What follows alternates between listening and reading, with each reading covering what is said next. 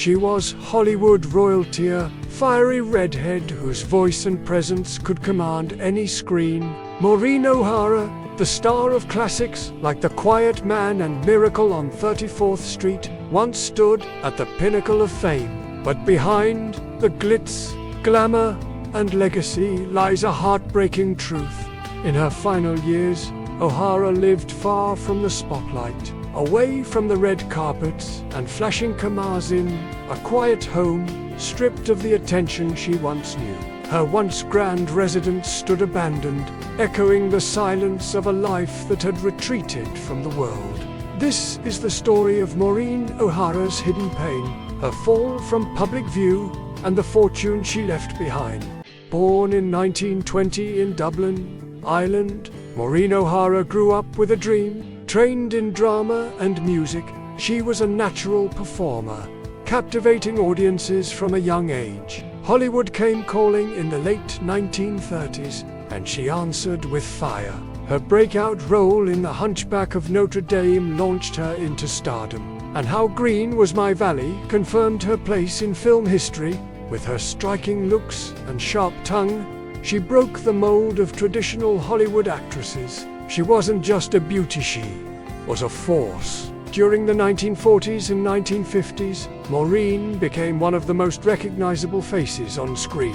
Known for her chemistry with John Wayne, she appeared alongside him in 5 memorable films, none more iconic than The Quiet Man.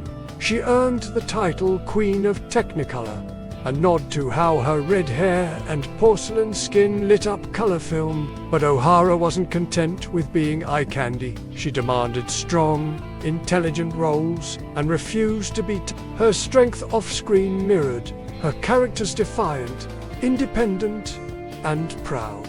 Though her on-screen life seemed perfect, Maureen's personal life told another story. Her first 2 marriages ended in disappointment.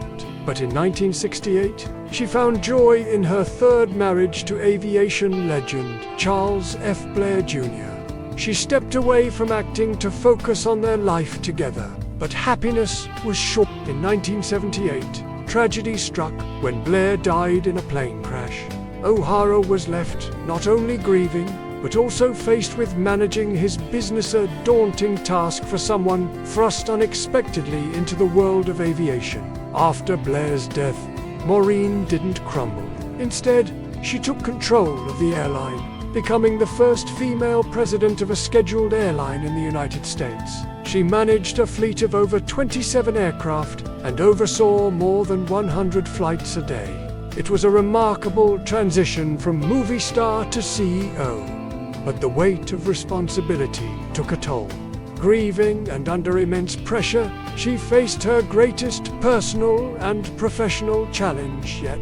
In 1980, she stepped back from the airline, marking the end of her era as a business pioneer. The late 1970s and early 1980s were filled with sorrow. Alongside the loss of her husband, O'Hara battled cancer. She endured it quietly, leaning on her close friend John Wayne, who was himself fighting cancer. Their shared experience brought them closer. In 1979, as Wayne's health declined, O'Hara led a campaign to award him the Congressional Gold Medal. She argued passionately that John Wayne was not just a man, but a symbol of America. Her dedication paid off. Just months before his death, Wayne received the honor.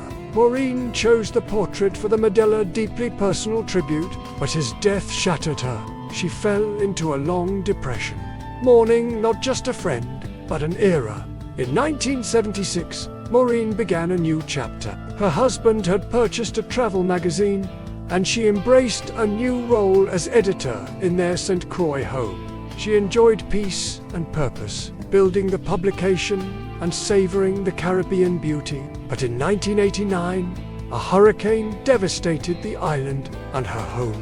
While recovering in New York, she suffered 6 heart attacks in succession. Emergency surgery saved her life, but her health would never be the same. Still, she pressed on.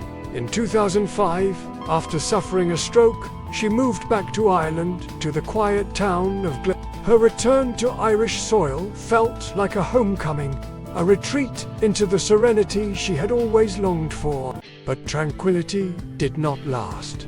In 2012, Maureen's family raised alarm bells over possible elder abuse. She was living in a senior facility and showed signs of confusion and neglect. To protect her, they brought her to Boise, Idaho, to live with her grandson, Connor. There, in a modest house, far from Hollywood, she found peace.